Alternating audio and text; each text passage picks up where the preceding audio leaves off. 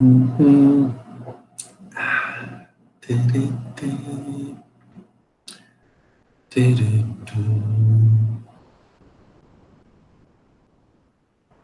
Tudo bem? Estamos ao vivo. Estou tomando café na minha canequinha Lula Livre, que eu ganhei da Paula Menicone, querida. Um beijo para você.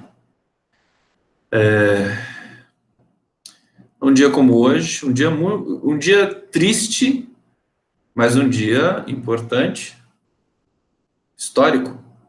Saudações, caras pálidas, a todos vocês que estão aqui comigo, acompanhando a live do Conde. Vamos começar mais um café. O café Elisa Nascimento perguntando: café amargo? Não, querida. Eu ponho 2 gotinhas de adoçante no café. Esse é um cafezinho aqui. Mas parece que é importante tomar café amargo, né? É, de vez em quando eu tomo. De vez em quando eu tomo. Eu gosto muito de café e eu não posso tomar muito café por causa da minha labirintite. Mas ossos do ofício, né? Ossos do ofício. Vai que um dia sai uma pesquisa dizendo que café faz bem para labirintite. Como é que eu vou fazer? Eu vou falar, pô, eu tava certo então. Tá? Deixa eu dar mais um golinho. E a gente começa a nossa live do Conde. Então, saudações, felicidade de estar com vocês de novo. Vamos dar saudações aqui para o YouTube. YouTube, queridos, estão todos aqui. Ah, que beleza! Eu fico tão feliz quando eu vejo o YouTube cheio de gente. Canal aqui com 11.480 inscritos. Agradeço muito. Olha só, todo mundo chegando aqui muito forte. Boa noite, saudações. Jailson Romão, saudações, caras pálidas. Adelmárcia Santana. Olá, Conde, é uma tristeza nesse dia, mas só de ver Lula meu coração encheu de esperança. Acho que esse é o mote dessa live, né? É o que a Adelmárcia Santana, um beijo para você, está dizendo aqui, né? Uma tristeza nesse dia, mas só de ver Lula meu coração encheu de esperança. A aparição do Lula é um sopro de esperança. Eu quero tomar muito cuidado para não misturar as coisas do sentimento, da dor, da perda do Arthur, com a análise política desse dia. Então eu vou tomar todo o cuidado, não se preocupem com isso, porque é importante separar uma coisa da outra para não parecer que existe aí na própria análise um viés oportunista, né, quase que sem caráter, né? É importante destacar muito isso, né, porque uma coisa é a dor da família Lula da Silva e todas as consequências nesse entorno, e a outra coisa é o impacto político dessa aparição do Lula, tá? Então, são 2 coisas diferentes. Bom, todo mundo aqui manifestando muito amor, muito carinho pelo Lula. Muita gente tem me falado para direcionar mensagens para o Lula. Eu não tenho essa capacidade. Eu posso tentar, como todos vocês tentam também, né? O Lula tem uma assessoria e a gente se comunica, mas até pelas minhas características, assim, eu realmente não é o caso né? A não ser a gente incorpora, na verdade, a minha comunicação com o Lula e com tudo que cerca o Lula é através da live, né? Através dos textos. Então, de uma certa maneira, todos vocês já estão aqui dentro, né? Dentro dessa comunicação que eventualmente chega ao Lula, né? Então, ele sabe de tudo que está acontecendo, ele sabe da conexão que nós temos entre nós e também com ele. Certamente ele vai ver que eu estou lendo aqui, né? Dora Auxiliadora, Lula Nobel da Paz, Helena Leal dizendo Lula digno e altivo, presidente de verdade, eu te amo, saudades. O afeto esteve no ar hoje como nunca esteve antes, né? Desde talvez da própria prisão do Lula, né? O afeto muito forte. Nós vimos. Antes de eu chegar na resenha, deixa eu ver mais vocês um pouquinho, porque eu estou com saudade de ver as mensagens de vocês, né? Conde, há um boato sobre uma ligação de Gilmar Mendes para o Lula durante o velório, sabe de algo? Não, não é boato. O Gilmar Mendes ligou para o Lula durante o velório. Essa é a matéria da Mônica Bergamo. É bastante difícil disso ser um boato. O Gilmar Mendes e o Lula são amigos. Eles foram amigos. As esposas eram amigas quando o Lula era presidente da República. E, ao que me consta, a amizade deles é verdadeira, sincera, a despeito, enfim, do que o Gilmar Mendes possa ter feito, enfim, na vida dele aí de ministro do STF e de empresário também, porque ele é dono de uma faculdade, né? Não sei se vocês sabem. Bom, então, Cristiano Torres está respondido aqui. Boa noite, Conde. Aqui é a Maria Oliveira dizendo, né? E amado Lula, só a sua imagem por alguns segundos nos deu esperança e conforto. Estamos todos juntos em orações. Lula é luz e Bolsonaro trevas. Bete Castro dizendo aqui. Tânia Tavares disse Lula é luz. Luz Inácio. Luz da Silva, né? Luz da Silva. Fascistas milicianos não passarão, Luciana Rui. Bom, vamos lá, gente. Continuem escrevendo aqui no chat do YouTube.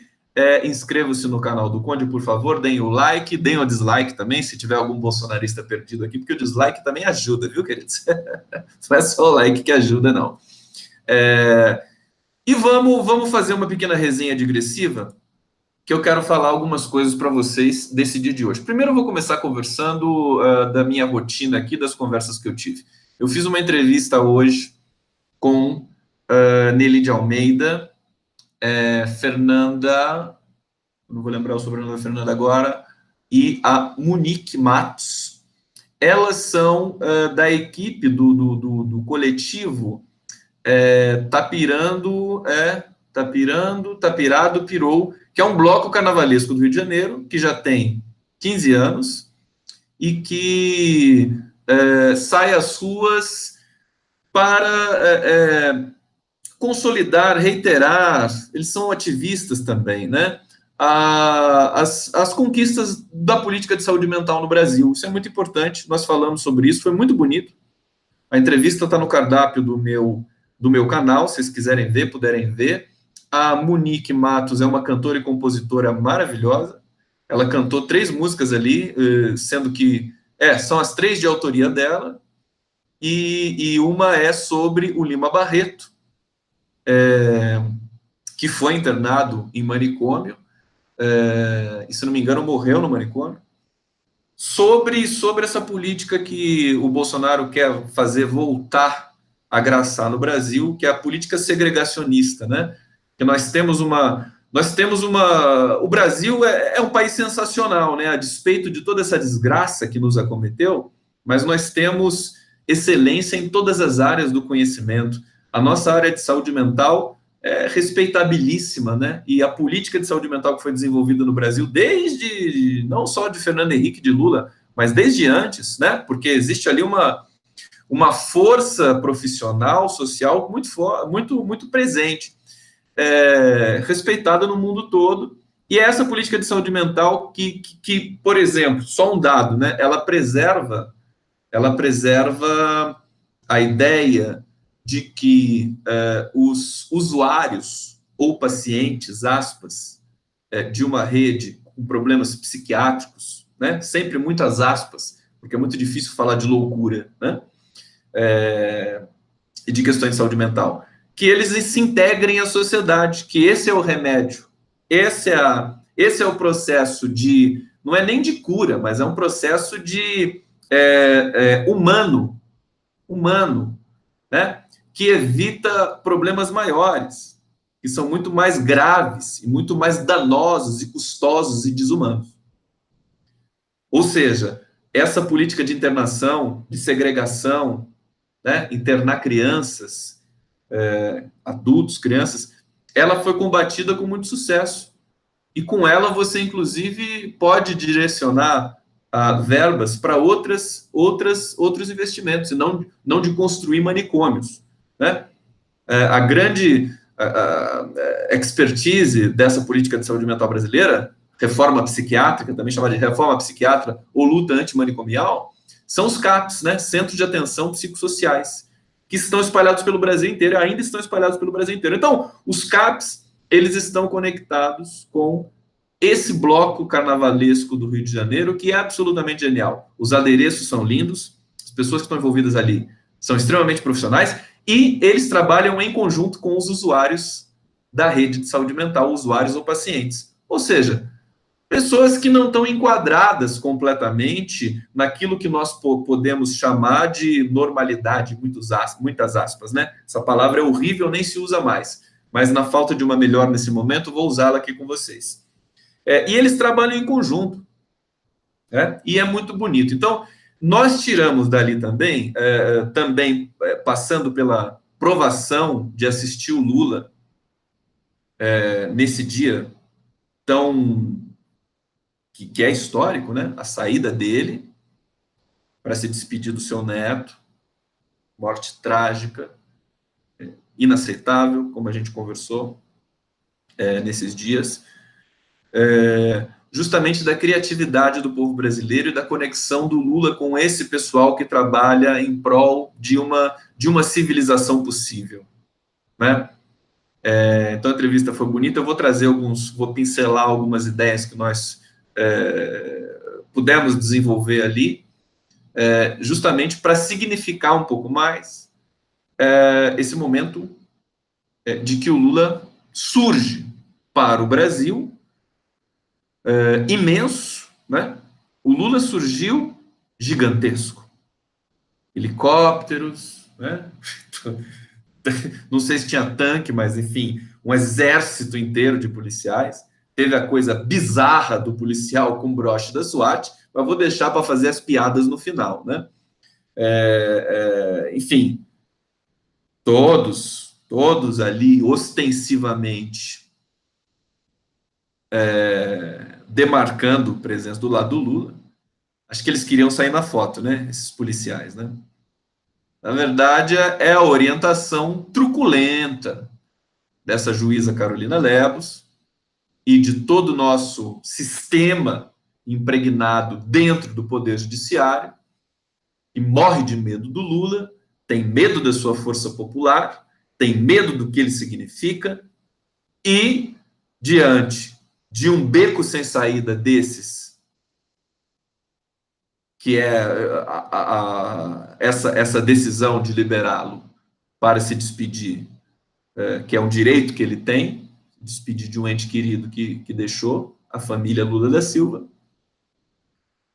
só restou a eles exercer o quinhão de truculência que tinha sobrado e o quinhão de exotismo também, que é aquele broche da SWAT, né? Maia, daquele policial. Eu acho tão... eu acho que ainda não é hora para a gente achar muita graça, mas, enfim, se não achar graça, a gente acha lamentável, né? Uma subserviência da nossa polícia, assim. Eu quero saber de onde veio aquilo, né? Se aquilo é um broche comprado no Paraguai, se aquele policial fez um curso nos Estados Unidos e guardou aquilo de lembrança, se é um convênio que a polícia brasileira tem com a SWAT, ou se aquele é um policial americano ou brasileiro da SWAT, porque eu acho que pode até ter esse tipo de coisa. Mas não nos enganemos, aquilo é um sinal claro. Destacar um policial com aquele brasão no peito, justamente para desfilar na frente do ex-presidente Lula, é, obviamente, deliberado. É para provocar confusão. É a velha, boa e velha tática de comunicação militar do bolsonarismo. Tudo bem? Vocês acompanharam isso, né? A foto do Ricardo Stucker. Muito bonito ver. Fiquei muito feliz de ver o Ricardo Stucker se reencontrando com o Lula. Fotografou o Lula já há tanto tempo, acho que quase 20 anos, e a lente do Stucker novamente se encontrou, talvez com o seu caso de amor mais profundo e sincero, que é o Lula, né? Foi bonito ver isso, o Lula novamente captado pela lente do Ricardo Stucker. Bom, Lula reaparece, imenso, fragilizado, evidentemente, num certo sentido, mas muito fortalecido por outro sentido. A gente percebe agora também, meus queridos, caras pálidas, que não tinha problema nenhum do Lula ter ido no enterro do Vavá, como esses caras ficaram falando o tempo todo. O Poder Judiciário ficou falando o tempo todo isso. nos despachos e nos 45 do segundo tempo do Toffoli, né, no STF também, esse argumento de que a presença do Lula no enterro do Vavá poderia gerar comoção, problemas de desobediência civil, enfim, eu não me lembro dos termos usados no despacho, mas era dessa linha, né? Que era um problema para a segurança. Essa foto do Stucker que eu estou falando, ela já está em todas as redes. Eu publiquei na minha rede social. Tem alguém perguntando aqui onde é que está a foto. A foto está por aí, gente. Se não tiver onde procurar, pode ir no meu perfil no Facebook que você vai achar. Vai lá, Gustavo Conde, você acha facinho. E essa essa presença do Lula, novamente, imensa. Sim, estava falando desculpa, né? Estava falando dos despachos anteriores. Quer dizer, nenhum problema para ele ter ido no enterro do Vavá. A gente percebe o seguinte: as pessoas que amam Lula, que seguem Lula, que é a maioria do povo brasileiro, são civilizadas. Tem gente que até acha que eles não deveriam ser tão civilizados assim, que nós não deveríamos ser tão civilizados assim, mas nós somos. Nós não vamos quebrar tudo que nem a classe média, quando ela sai na rua, né? Ela quebra, né? Ou ela quebra ou ela tira selfie com um policial. Desculpa. Ou então os MBListas, né? Esse pessoalzinho aí, né? De ultradireita conservadora, eles gostam de quebrar, eles quebram placas, né? Eles quebram placas na fuça do poder público e penduram nos seus gabinetes, né? Seus gabinetes funcionais. Não, nós não somos assim. Nós simplesmente queremos estar perto e manifestar amor,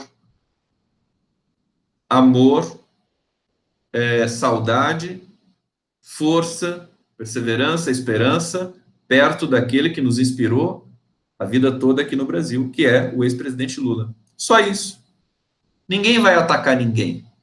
Não precisa ter medo do povo. Alô, Poder Judiciário Brasileiro? Polícia Federal?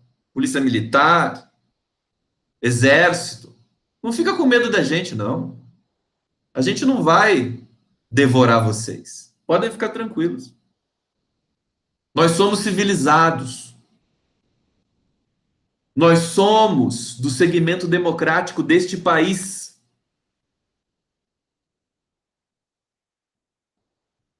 Nós lutamos até por vocês, para vocês terem melhores condições de trabalho. Nós lutamos por um país melhor para os seus filhos, para os filhos de vocês, policiais, juízes, militares, terem uma educação de qualidade, terem liberdade de expressão. Porque vocês querem fazer o que com seus filhos, caras pálidas, militares, policiais, juízes? Vocês querem colocar eles numa caixinha, transformá-los em robozinhos e dizerem tudo o que vocês querem e serem iguaizinhos a vocês? Não. Seus filhos têm direito de escolher o que querem ser na vida. Tá? Então, fica dado esse recado, que a gente percebe agora que todo aquele alarde da justiça e da polícia dizendo não tem avião, não tem helicóptero, não vai ter que bloquear todas as ruas, tudo foi papo furado. Isso é um dos elementos, uma das consequências políticas que esse dia de hoje promove, né? A mentira, a falsidade, a fragilidade moral daquela decisão anterior que impediu o Lula de se despedir do seu irmão Vavá. Tá? Nós vimos que, pelo contrário, foi uma aparição linda, que trouxe paz para as pessoas, não trouxe nenhum tipo de trabalho para ninguém, a não ser o protocolo normal. Os policiais estão muito medo, né? Muito medo de tudo. Eles têm medo de tudo. Como eles morrem de medo do Lula? Que vergonha que é isso. Eu não acho, eu não gosto de falar assim, poxa, o Lula é um idoso, um sujeito. Ele não é idoso, ele é um cara foda, ele é um cara jovem. Emana luz. Vocês viram como ele tá bonito? Vocês viram como o Lula tá, inclusive corado? Ele tem direito, né, ao banho de sol. Vocês viram como ele tá? Tá lindo, cara. Tá altivo. Ele tava triste, o olho dele tava muito inchado. Ele deve ter chorado. Ele chorou o tempo todo. Os relatos são esses. Mas vocês percebem que ele está com a elegância de sempre, a soberania de sempre. Quer dizer, ele traz para o Brasil. Isso é muito poderoso, gente. Isso é sério, tá? Isso não é brincadeira. É uma análise técnica que eu vou fazer com vocês aqui, semiótica, da presença do Lula, da aparição dele. Não é liberdade, mas é uma aparição a céu aberto no meio do povo, né? Foi muito emocionante tudo isso. Foi muito emocionante. Eu já vou direto ao assunto, porque para não me perder, né? Porque a live corre rapidamente. Antes disso, vamos dar mais uma olhada aqui no YouTube. Então, todo mundo sentindo isso, né? A gente ainda está sob o efeito da dor, sob o efeito de ter muito respeito pela família do Arthur, pelo Sandro, pela Marlene, pela família Lula da Silva, acima de tudo. A dor da perda dessa criança, como eu frisei de maneira muito ostensiva ontem na live, a morte de uma criança é uma das coisas mais tenebrosas que nós podemos ter diante de nós. Muito triste, inabsorvível, né? Eu usei essa palavra aqui, vou continuar usando essa palavra. A gente não absorve esse tipo de coisa. Mas essa é uma dor que todos nós sentimos e que a família agora vai ter né? Os pais vão ter de ter muita força para seguir em frente. Essa família tão especial que a gente aprendeu a amar tanto, a família Lula da Silva. Acho que isso tudo, gente, mostra também uma coisa importante para a gente. O nosso amor pelo Lula, o nosso respeito pelo legado, pela sua soberania, pelas suas características de alguém que sempre lutou pela democracia brasileira. Mas a gente tem que ampliar esse amor para a família Lula da Silva toda, porque a família Lula da Silva sofre muito pela dimensão desse sujeito. Né? Todos eles sofrem, inclusive o Arthur sofria. Ele sofria bullying na escola por ser neto do ex-presidente Lula. O Lula sabia disso. Sofria bullying porque parece que os amiguinhos zombavam dele porque o vô estava preso. Olha só o nível que nós, dessas coisas inaceitáveis que nós estamos aceitando já há algum tempo. Né? Ele sofria bullying na escola, aquele menino lindo. E o Lula, e é muito emocionante ver a promessa do Lula para ele. São relatos do enterro do Arthur, e que o Lula disse que ia levar para ele no céu o diploma de inocência dele, para mostrar para ele e para todo mundo. É uma coisa dilacerante, né? Dilacerante. Não, a gente não pode deixar de reconhecer isso. O Lula extremamente emocionado o tempo todo, mas mesmo assim apareceu um Lula soberano, inteiro, ereto, e solidário com o povo que foi vê-lo, foi prestar solidariedade, foi vê-lo. Então, não que isso tenha sido proibido, algumas pessoas disseram que ele não tinha autorização para acenar para o público, mas isso é mentira, que não existe nenhum dispositivo na lei que diga que um preso no seu direito de se despedir de um ente que faleceu não possa acenar para as pessoas. Isso não existe. Você vê como eles têm medo do Lula. E ele, dentro daquilo que lhe é peculiar, que é a soberania intelectual e moral, ele acenou. Foi lindo ver isso, né? Na hora que ele foi levado para o carro, sem necessidade de pegarem pelo braço, mas eles quiseram fazer isso. Porque os policiais ali, além de tudo, devem ser também carentes, né? Tem que pegar no braço do Lula. São fãs do Lula, né? Queriam aparecer na foto com o Lula, né? Para depois mostrar para as pessoas fascistas que devem ser fãs deles lá. É terrível, porque não precisa. Né? Simplesmente não precisa. É um ex-presidente da República, o mais importante da história do nosso país, que está cumprindo uma pena absolutamente absurda.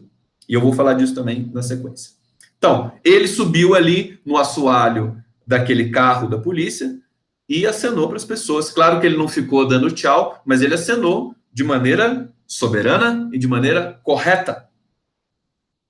Isso é muito forte, isso é muito importante. Vejam, nós estamos, queridos, em carnaval, pleno carnaval.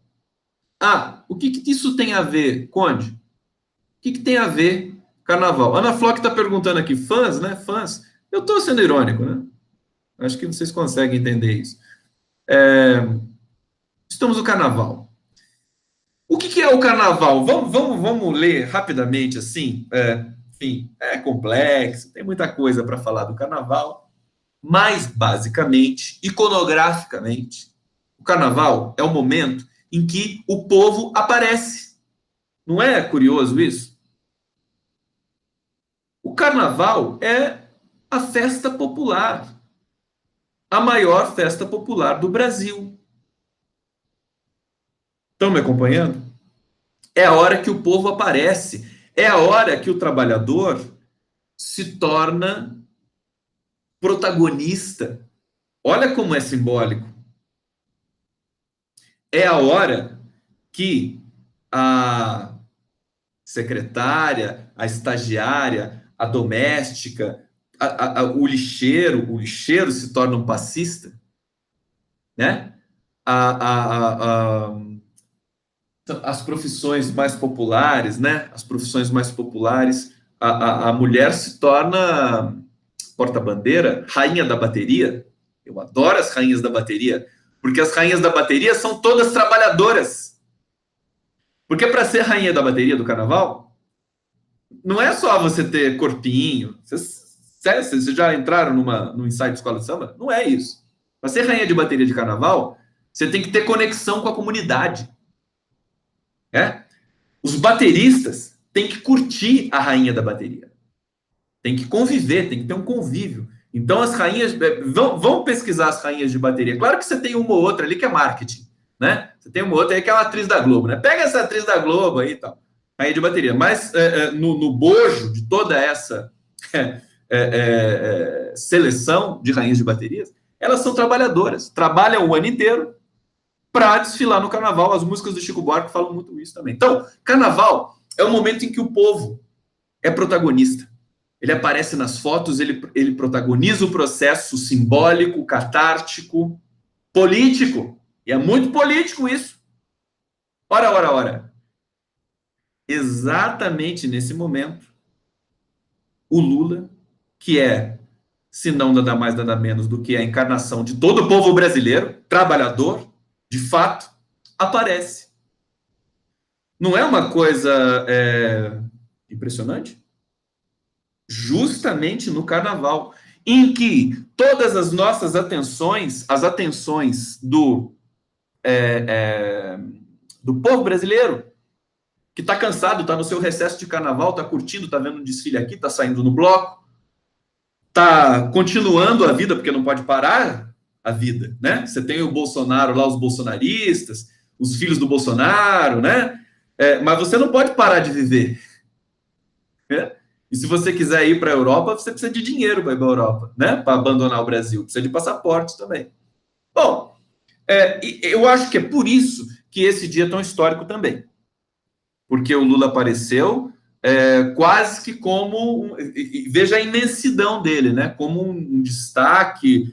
Veja, semioticamente falando, eu não quero fulanizar a análise. É estrutural, tá? É iconográfico. O Lula aparece justamente no momento em que o povo brasileiro aparece. Então, isso é simbólico, isso é histórico, e para tristeza profunda dos bolsonaristas, que já estão em fase de derretimento, e de todo o sistema corrupto brasileiro, policial, judicial, o que você quiser, midiático, o Lula apareceu e apareceu muito. As fotos foram tiradas, né? Ele foi filmado, o deslocamento dele, ele apareceu, isso é muito forte. Ele não falou, porque se ele falasse, aí realmente o Brasil iria tremer, né? O Brasil tremer. Se o Lula soltasse uma palavra, aqueles policiais todos ali, eles iam, né, é um strike, iam todos cair de medo, né? Uma palavra que o Lula soltasse. Mas, evidentemente, ele não quis fazer isso, talvez até por entender do poder que tem a palavra dele. Mas o rosto, o corpo do Lula, né? Esse corpo apareceu e significou fortemente esse dia de hoje. Justamente quero reiterar aqui que eu não quero misturar as questões com a dor da família e com a perda do Arthur. Eu estou fazendo análise política dessa aparição do Lula. Deixa eu avançar um pouquinho no pequeno roteiro que eu fiz para vocês, né? Então, a promessa do Lula provar sua inocência para o Arthur é muito comovente, profundamente tomada de emoção. A gente percebeu o apoio massivo da população, a gente percebeu uma inflexão. Eu recebi uma mensagem da minha querida amiga Fabiana Molica, que é psicanalista. Ela tá imersa, todos nós estamos imersos nesse processo, nesse testemunho de tudo que está acontecendo com o Lula, que não pode ser um testemunho, nós temos de participar, né, muito mais intensamente. Mas ela me fez um comentário que é interessante, eu quero desdobrar aqui rapidamente, que é assim: a imprensa tradicional não pôde escapar da cobertura não positiva, mas de uma cobertura um pouco mais correta desse momento do Lula, né? A Folha de São Paulo, por exemplo, estampou a foto dele acenando, as matérias não escorria ódio como algum tempo atrás, que a Folha de São Paulo, quando fazia a matéria do Lula, escorria ódio. Agora não escorreu. Claro que não foi uma Brastemp, mas melhorou bastante. E isso para se ter atenção. Para se ter atenção. Evidentemente, eles estavam tomando cuidado em função de você ter uma personalidade absolutamente dentro de um protocolo vulnerável. Eles sabem o que significa isso em termos de imagem, em termos de notícia. Você não vai poder atacar um sujeito nessa condição. O Eduardo Bolsonaro, aquele canalha, né, que publicou fazendo pouco caso dessa saída do Lula para se despedir do seu neto, como muitos outros aí, eu quero falar rapidamente disso também, dessas pessoas que comemoraram a morte do Arthur, né, os bolsonaristas aí das redes sociais, canalhas. Mas isso mostra que a força dessa aparição, que eles morrem de medo do Lula, só isso. Eles têm profundo pânico do Lula, da força real, porque o Brasil, queridos, o Brasil está tão à deriva, ele está tão sem governo, ele está tão sem perspectiva, que quando aparece o Lula, tudo se ilumina, tudo muda, tudo fica diferente. Então, eles morrem de medo disso, evidentemente.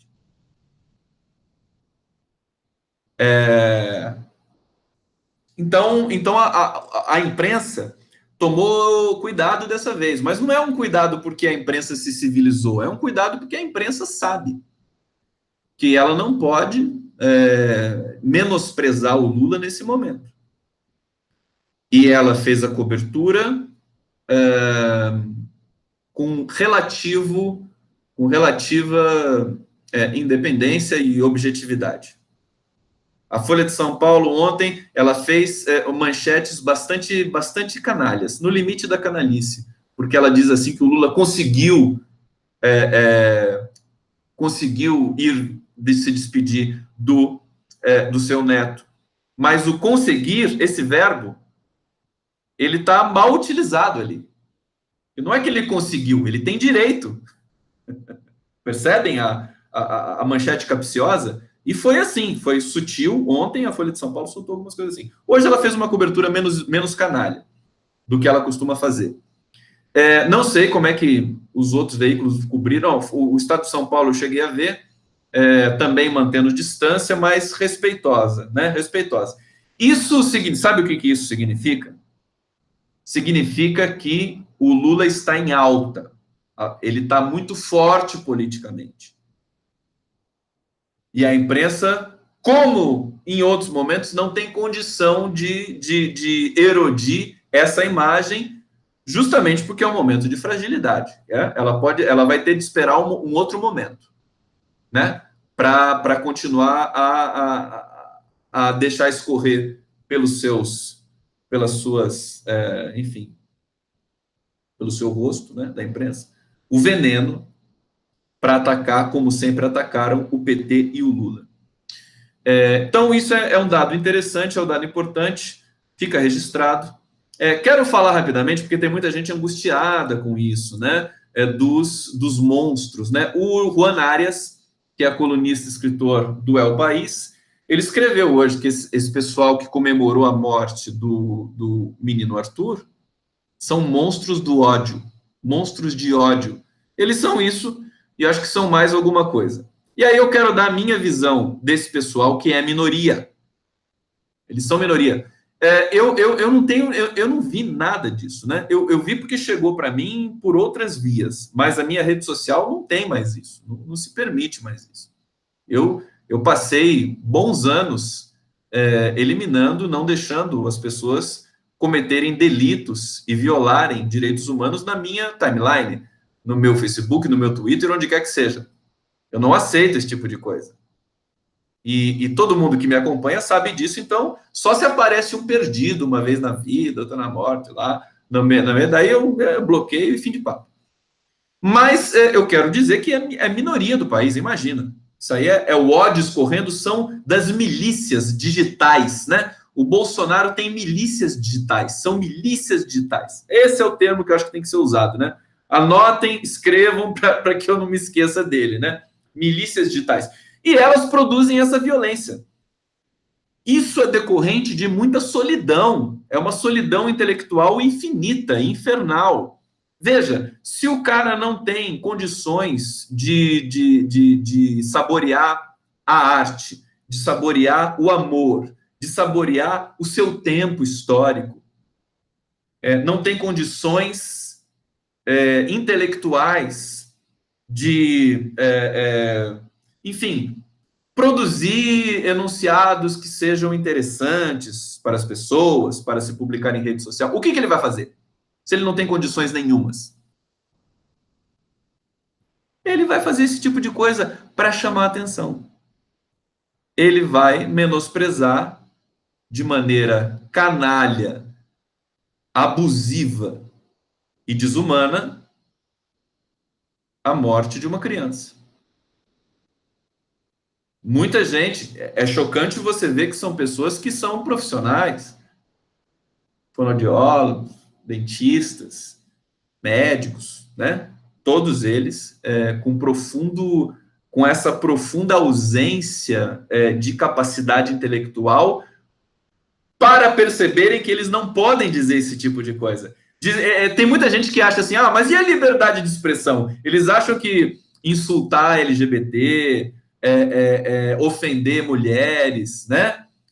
Menosprezar perdas e lutos, eles acham que isso é liberdade de expressão. É a literalização, esse processo infernal linguístico de interpretação discursiva que levou o país para uma situação complicada de debate público, de comunicação. Então, é profundamente solitário.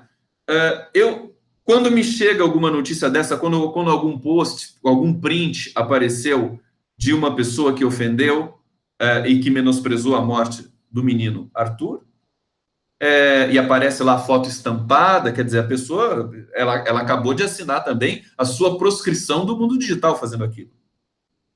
Ela se expôs, sem necessidade, agora vai ter que se esconder. Vai ter que se esconder. Quem comemorou a morte do menino Arthur vai ter que se esconder. E que apareceu para a parcela civilizada da rede digital que existe, e que eu acho que não é minoria, vai ter de se esconder um tempinho para, né? Aquilo é uma vergonha, né? É uma vergonha você se expor nesse nível de desumanidade e de canalice, né? É crime, deveria ser previsto, acho que deveria ser, né? Só que alguém tem que interpelar e tem que processar. Mas isso é uma outra coisa. Então, o que fica para mim é uma profunda solidão. Eles não têm a quem, eles não têm o que dizer, não têm a quem recorrer, não têm ídolos, não têm perspectiva, não tem nada dentro de si. E o que essas pessoas, o que move a libido residual e o desejo difuso e complexo e meio lamacento dessas pessoas? Incomodar o seu outro. Elas gostam de nos tirar do sério. Esse é um processo muito recorrente em todo o bolsonarismo, em todo o processo político que aconteceu no Brasil. Qual que é a lógica do governo Bolsonaro? Na nomeação desses ministros estranhos, que ele nomeia a Damares Alves, nomeia o Ricardo Vélez Rodrigues, nomeia o Sérgio Moro. Qual que é a lógica? A lógica é ofender a civilização. Percebam? É nos tirar do sério. Eles adoram nos tirar do sério. E a gente, às vezes, sai do sério. E essa moenda simbólica é que alimenta o bolsonarismo. Estão acompanhando?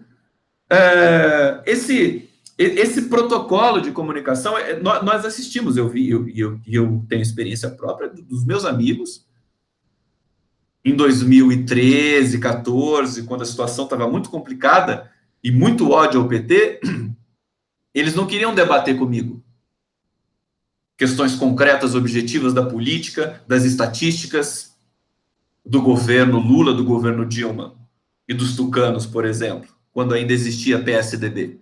Não, eles queriam provocar, né? Eu tinha um amigo que falava assim, a titia, como é que tá a titia? Para chamar Dilma Rousseff, menosprezando, né? A Dilminha, e a Dilminha fez pedalada, não sei o quê, só falava isso e jogava no vazio. Porque a gente se irrita, né? Naquele momento, eu não me lembro se eu me irritava, mas eu me lembro que dava bode, né? Falei, pô, vou discutir com um imbecil desse? Eu não vou perder meu tempo. Prefiro outra coisa, tá? Essa é bom, enfim, uma das consequências aí desse momento de hoje, que é um momento positivo para nós que estamos no segmento civilizatório brasileiro. Então, nós estamos em pleno carnaval, em que o povo aparece, o Lula aparece, muito forte, imenso, tendo que ser guardado por policiais fortemente armados que morrem de medo dele. Basicamente é isso. Por que eles estão lá? Por que precisa ser tão ostensivo assim? Eles acham que as pessoas vão pegar o Lula e levar para casa? Não. Será que eles acham isso? Eles são tão fracos que eles podem achar isso mesmo, né? Bom, vou destacar uma outra coisa que eu conversei ontem com meu amigo Rogério Skylab, na nossa desentrevista, que vai ao ar toda sexta-feira, às 22 horas, pela TV 247, ao vivo, tá? Não, vejam vocês, não foi emitido nenhum comunicado oficial do governo brasileiro de condolências à família Lula da Silva. Aí vocês vão me dizer assim, Conde, mas esse governo de papel realmente não vai manifestar condolências, mas é o protocolo. O neto de um ex-chefe de Estado, não precisa nem dizer que ele foi aclamado internacionalmente e nacionalmente, você tem uma perda dessa, no mínimo, você não precisa gostar da pessoa, mas você emite uma nota dizendo assim, lamentamos a perda do neto da família Lula da Silva, manifestamos nossa solidariedade. Nenhum ministério. Não vi Evidentemente, os governos estaduais, do PT e dos partidos alinhados à civilização e à democracia, devem ter soltado as suas notas e devem ter manifestado, não sei se oficialmente ou não, mas é uma coisa para se saber, porque isso é muito importante. Então, esse silêncio também manifesta e é o sintoma do medo, do pânico que o sistema corrupto, secular brasileiro tem do Lula. O Lula continua intacto, mais forte do que nunca, no imaginário e no coração do brasileiro. É alguém que a qualquer momento, se deixarem, ele se elege presidente da República sem o menor problema. Com o pé nas costas. E tem a capacidade, realmente é o único que teria a capacidade de promover uma conciliação nacional. Para o Brasil voltar ao seu curso normal da história, ao curso da história dos embates, da democracia, da alternância de poder, mas democrático, não do poder fascista. Tá certo? Bom, foi bonito ver o Stucker, mais uma vez, captando o Lula pela sua câmera. Foi bonito ver o Lula soberano. Foi bonito ver tudo isso acontecer. Veja, estou falando das consequências políticas, né? Porque foi tudo muito triste também, né? E feio nesse sentido, foi triste. Mas são esperanças. A esperança voltou nesse dia de hoje. Foi muito importante testemunhar essa aparição do Lula. Nós nos preocupamos com o Lula. O povo brasileiro se preocupa, quer saber, quer olhar, quer tocar. Você imagina a saudade que o Lula tá do povo brasileiro. Ele cresceu no meio do povo brasileiro, conduzindo em palanque e conversando com o povo na rua, sendo abraçado. Aquelas fotos do Stucker estão aí para história, para toda historiografia. Aliás, essa iconografia de hoje, desse enterro, dessa perda trágica para a família Lula da Silva, também se soma a toda a iconografia do Lula. Quer dizer, alguém escoltado com extrema truculência por policiais fortemente armados sem necessidade nenhuma, sendo que o primeiro estampava o símbolo de uma polícia americana, deixando claro que quem prendeu o Lula, ele está preso por causa dos Estados Unidos. Eu acho que isso ficou muito claro. Sérgio Moro como um infiltrado da CIA no Brasil. Sérgio Moro ia para os Estados Unidos várias vezes, inclusive com o dinheiro que era destinado para o juízo dele. Pago por nós. Para fazer o quê? Para fazer conspiração contra o Brasil, evidentemente. E é aquela história, né? Como é que você sabe, Conde? Não, ele que tem que provar. Eu estou acusando dele de fazer conspiração contra o Brasil. Não é assim que eles fazem com a gente? Acusa. E nós que temos que provar que somos inocentes? Então, estou acusando o Moro. Ele que tem que provar que é inocente. Ele que mostra as gravações das conversas que ele teve nos Estados Unidos com o FBI para provar que ele não falou sobre a perseguição holofote ao Lula. Tá? Então, quer dizer, não é por acaso. Essa foto do Stucker vai rodar, já está rodando o mundo. Ela vai estar lá quando aqueles notáveis da Academia Sueca que vai conceder o prêmio Nobel, eles vão olhar assim, olha só, você tem um problema no Brasil. E cada vez mais, o que fica desse dia de hoje? Politicamente falando. O que ficou? Deixa eu abrir meu Face aqui, porque eu tenho que ler essa minha pensata aqui, né? Bom, eu vou ler algumas pensatas rapidamente para vocês. Estamos encaminhando aqui para o fim da live. Bom, a vergonha para o Brasil em se manter o Lula preso crescia a cada semana. Vocês se lembram disso, né? Aí ela passou a crescer a cada dia. Agora ela cresce a cada segundo. Daqui a pouco, o Lula vai completar 1 ano de prisão. E isso, se de fato acontecer, vai causar uma avalanche social no Brasil. Aí, esse pessoal que morre de medo do Lula, Sérgio Moro, Bolsonaro, todos eles se cagam de medo do Lula, eles vão ver o que vai acontecer socialmente no Brasil. Esse é um ano de prisão do Lula. Só posso dizer para vocês que, nesse sentido, o povo não vai abrir mão do seu direito, até depois de um carnaval anti-bolsonarista, porque esse carnaval é o carnaval mais anti-bolsonarista que você puder imaginar, né? Nós temos aí, pelo menos, essa felicidade nesse momento. O carnaval está acossando o Bolsonaro no país inteiro, está dando uma coça nele, ao Bolsonaro e ao bolsonarismo. Parece que em Minas Gerais a polícia está reprimindo, etc., mas não vai adiantar nada, querido. Carnaval é outro papo. Carnaval não é manifestação padrão de rua. Carnaval é uma manifestação diferente, né? E está acontecendo isso no Brasil inteiro. São milhões de pessoas gritando contra o Bolsonaro no Brasil inteiro. É muito poderoso isso. Quero ver quando... O Rodrigo Maia acabou de dizer que o Bolsonaro não tem 50 votos para aprovar a reforma da Previdência. É um fracasso político generalizado. Tá? Generalizado. É uma imensa derrota. A elite achou que ia aprovar a reforma, que ia fazer o diabo. Não. O Bolsonaro não é o Temer. O Temer já era ruim, mas o Bolsonaro é pior. Porque o Bolsonaro não tem articulação política. O único risco de tudo isso, e eu disse isso ontem e vou reiterar hoje com vocês, é se nós, no segmento democrático civilizatório, não colocarmos um basta nas milícias digitais do Bolsonaro. Porque se nós deixarmos o Congresso se tornar sequestrado pelas milícias digitais, realmente aí tudo vai ficar difícil.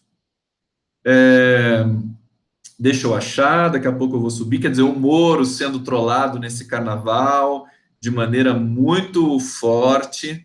Quer ver que daqui a pouco eu vou achar, eu quero ler para vocês o que fica, né, desse trágico início de março, em que Lula reapareceu para o povo.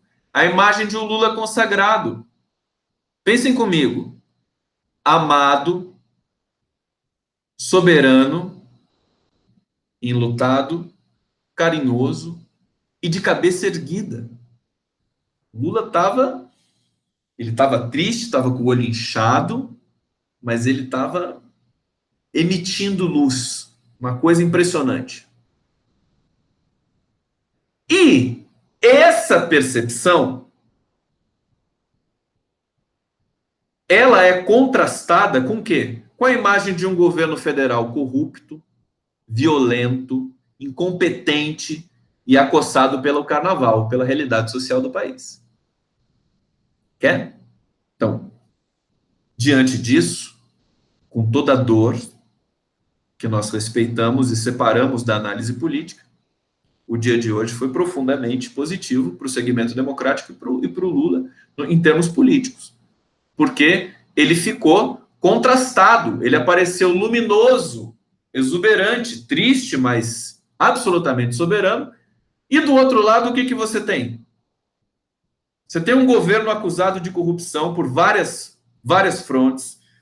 Você tem o PSL, que é o partido do Bolsonaro, com o escândalo dos laranjas.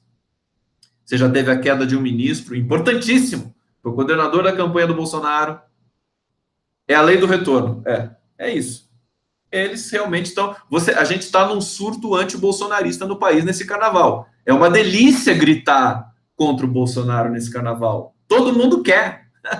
Virou uma febre. Vocês percebem como é sutil esse protocolo? Então, essa é um pouco o substrato, né? O que restou dessa imagem de hoje, dessa aparição do Lula. Tem mais alguns detalhes aqui que eu quero dizer para vocês. Tem uma coisa interessantíssima. O Lula, em 2003, essa meningite meningocócica que matou o menino Arthur, neto do Lula, ela matou no Brasil, em 2003, 2.340 pessoas. Vou tomar um pouquinho de água aqui.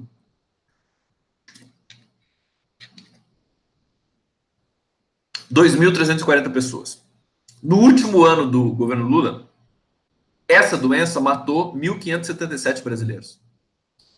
Então, você percebe como essa própria perda trágica da família Lula da Silva está conectada politicamente com o país.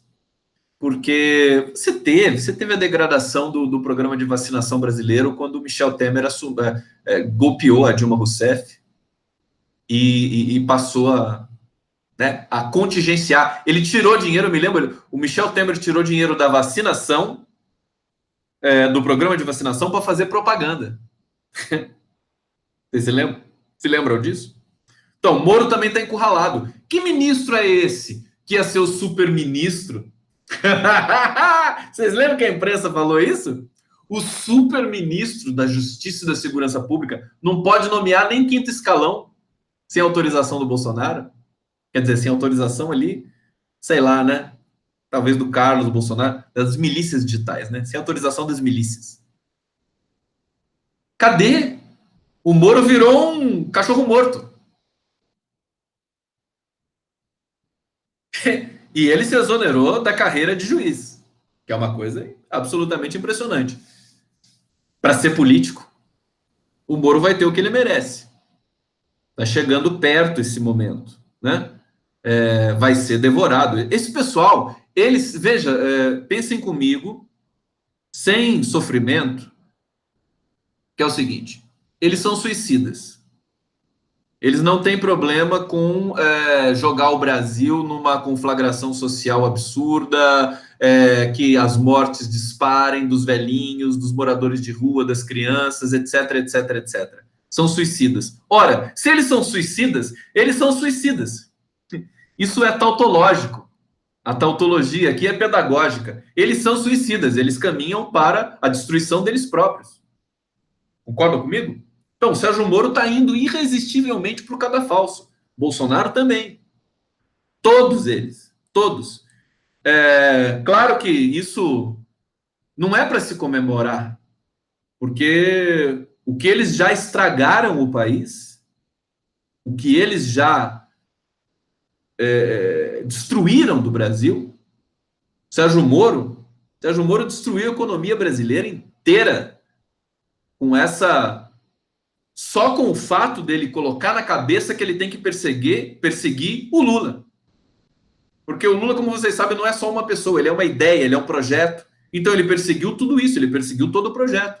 Ele perseguiu os empregos, ele perseguiu a economia brasileira, ele perseguiu a Previdência, tudo que você imaginar. O Paulo Guedes também, né? Era o super-ministro da economia. Cadê o super-ministro? A palavra super, que a imprensa generosamente concedeu ao bolsonarismo no começo do governo. Cadê a palavra super-ministro? Não tem mais. Morreu. Bom, eles estão conhecendo o que é a realidade. A realidade não é só fake news, hein, bolsonarista? Não é só fake news e nem só manipulação com milícias digitais. A realidade é um pouco mais embaixo, tá? Fechando, então, essa reflexão, essa live, eu queria só fechar dizendo para vocês, talvez seja muito longo para falar hoje, eu tento falar amanhã, mas é engraçado que quando a gente vê a história do Lula, eu sou um católico não praticante, eu sou mais um deles, né, no Brasil. Faço sinal da cruz, né, rezo de vez em quando, mas eu sou daqueles que não... eu vou na igreja para ver os vitrais, para ver a arte, né? Para ver as lindas esculturas de santo. Eu sou desses caras, assim, que realmente meio pagãos. Mas o cristianismo é totalmente decorrente do paganismo, né? Vocês já sabem disso. Quem estuda um pouco de história sabe, né? Até o calendário, até o carnaval, né? O Natal, né? Nascimento de Cristo, tudo provém da cultura pagã. Mas o que eu quero dizer é que a figura de Jesus Cristo, esse sujeito, a existência dele, a força dele, a mensagem dele, também tão deturpada por tantas religiões mundo afora, a gente, olhando para o que acontece com o Lula, a gente começa a olhar mais para o Cristo. eu passei a pensar mais da mensagem de Cristo, do que ele propiciou, né, do gesto político do Cristo, Jesus Cristo, e do fato concreto de que ele foi um sujeito que efetivamente existiu, o Cristo histórico. É impossível, né? Tem muita gente que fica na dúvida e tal, quer dizer, ele existiu, ele foi um homem, ele habitou a Palestina, ele habitou Jerusalém. É concreto, isso está registrado por muitos e muitos narradores, e cujas narrativas convergem, e que dão credibilidade e sustentabilidade à tese de que esse homem existiu. E todo o sofrimento dele, toda a perseguição e toda aquela engrenagem, a gente começa a entender melhor o próprio Cristo em ver o que está acontecendo com o Lula. Isso é muito interessante, eu acho isso muito bacana. E recomendo, né? Recomendo para que a gente também trabalhe a nossa espiritualidade com soberania intelectual. Tudo bem, meus queridos caras pálidas? Vocês curtiram essa live? Gostei muito de conversar com vocês de novo. Muito obrigado pela presença. Inscreva-se no canal do Conde. Vamos dar mais densidade para o canal. Venham para o meu Facebook. Apareçam no meu Twitter. Meu Twitter é @CondeGustavo, tá? @CondeGustavo. E vamos prosseguir na reflexão, vamos prosseguir nesse carnaval. O carnaval está começando. Esse carnaval brasileiro deste ano de 2019 pode ser um grande momento político para o Brasil, já está sendo, e eu recomendo que nós observemos tudo isso com muita atenção, porque amanhã eu estarei aqui de volta para analisar essas questões com vocês mais uma vez. Então, muito obrigado, um beijo muito grande para todos vocês, e até a próxima live do Conde. Valeu.